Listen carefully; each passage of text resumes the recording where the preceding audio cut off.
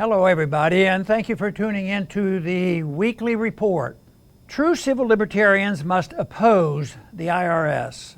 Progressives who work to end individual rights violations committed by the NSA, the FBI, the DEA, the CIA, and other federal agencies usually overlook or even support the routine violations of Americans' rights by the IRS.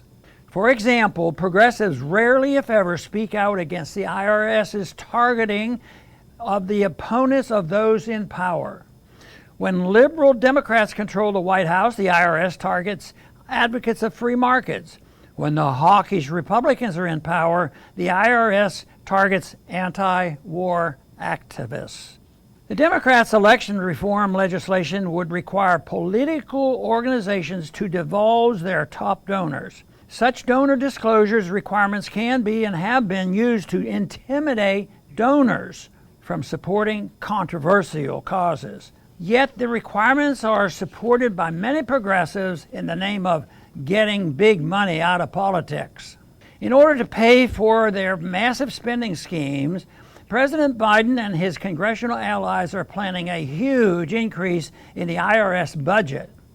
The declared purpose is to enable the tax agency to bring into the government much more money by ramping up efforts to identify and punish those not paying the proper amount of taxes.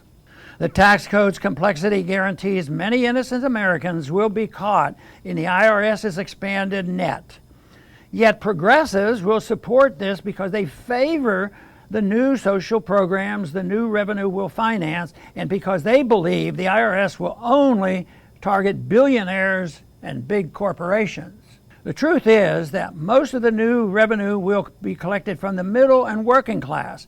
These Americans will be targeted because, unlike billionaires and big corporations, middle and working class Americans cannot afford legions of tax lawyers and accountants to level the playing field between them and the tax agency. They are more likely to simply give in to the IRS's demands. Waiters and waitresses may have been subjected to audits to ensure that they are paying taxes on their tips. Another frightening proposal is for the government to impose a mileage tax to fund highway construction. A mileage tax would require government to keep track of how many miles every American drives. Some claim that a mileage tax can be implemented without creating a massive new system of government surveillance. Even if this were true, anyone who expects the government not to use this new power for nefarious purposes needs to Google Edward Snowden. Progressives' blind spot toward the IRS abuses of liberty is rooted in their belief that one can separate economic liberties from civil liberties. This allows them to support an abusive tax system, to find a welfare state, and for an increasing number of progressives, a warfare state, while opposing other infringements on liberty.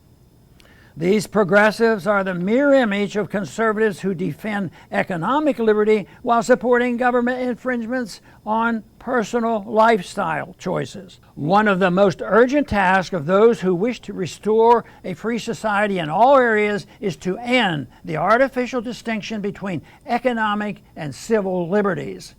By defending all liberty, no matter if it's classified as an economic liberty or civil liberty, we can best protect against violations of any liberties. Thanks for listening.